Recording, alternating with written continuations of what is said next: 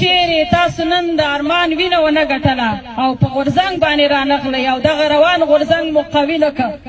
باور وکړئ چې شرم درته پکار دی ټولو پښتنو ورونو ته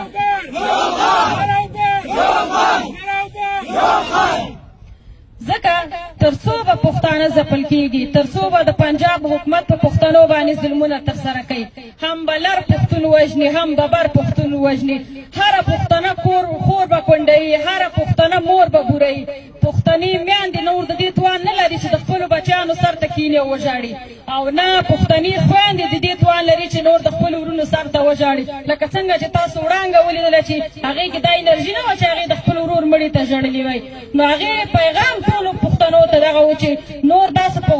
غورځنګ راشئ نور خپل ژوند په خپله تغیر کوي تر څو چې په خپل ژوند کې بدلون رانولئ پنجاب به تل همداسې په موږ باندې حکومت ترسره کوي په نړیوالې ټولنې مې غږ دی چې چېرته دې ستاسو بشري حقوق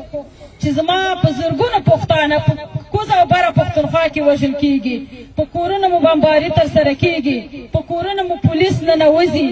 په بمونو کې وژل کېږو چېرته دې ستاسو بشري حقونه ولې تاسو د پنجاب د ظلم مخه نه نیسئ د پنجاب د ظلم مخه ونیسئ که نه خویندې به په غورځنګ راشي او چې کله یوه پښتنه خور په غورځنګ راشي لکه څنګه چې ملالې میوندۍ انګریزانو ته ماتې ورکړه دغسې به د پنجاب خوله هم ورماتوي او دا د یو پښتنې خور ژمنه ده او دا د ټولو پښتنو خویندو ژمنه ده ډېر څه نه لرمه ارمان وګټئ که ارمان ونه ګټئ نو همدغسې ډېر ارمانونه به قربان شي